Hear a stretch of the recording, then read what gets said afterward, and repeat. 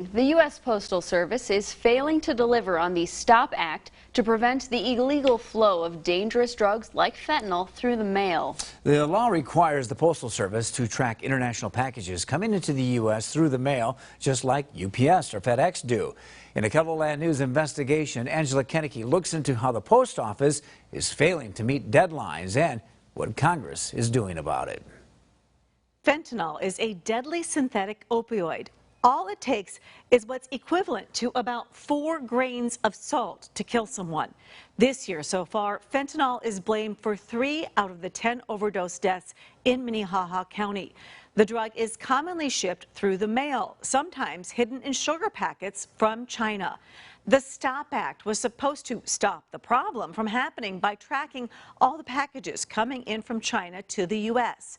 But as we've discovered, the Postal Service isn't delivering on its deadlines. A 2018 congressional investigation revealed how easy it was to ship illegal drugs to the U.S. The report also found that the U.S. Postal Service and U.S. Customs and Border Protection failed to prepare for the increase in packages from foreign countries and did not make timely improvements to programs designed to target and locate packages suspected of containing illicit drugs. Is weighing in and asking why the U.S. Postal Service can't do what UPS and FedEx and Amazon and every other company that delivers the mail does, and that is use this advanced electronic data.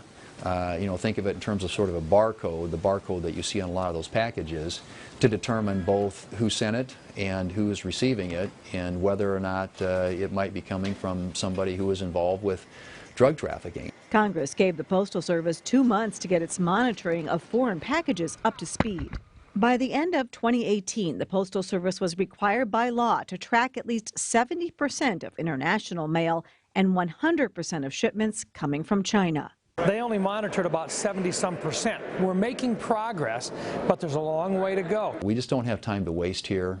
They've got to fix whatever it is that's creating this problem, this backlog, and get to 100% compliance with the law. In a statement to KELOLAND Investigates, the U.S. Postal Service said the most significant hurdle to compliance with the STOP Act and tracking more packages is trying to get data from other countries' postal services. But the fact that it is hard is no excuse for not getting it done.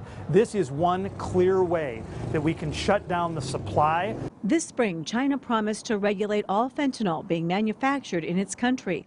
But lawmakers say counting on China to stop the shipments of the opioid drug would be foolish. I mean, the reality is they have had an opportunity to try to limit the flow of fentanyl into this country, and the Chinese government has failed. That's part of the reason that we need more of this traceability. We need more of this advanced data. That's how we're going to be able to pinpoint exactly who are the bad guys and what can we do working with the international community to try to just absolutely shut those guys down. The Government Accountability Office will issue a report to Congress at the end of this month outlining why the Postal Service and Customs and Border Protection failed to abide by the law and how to fix it. The STOP Act prohibits any packages to enter the U.S. without tracking data beginning in 2021.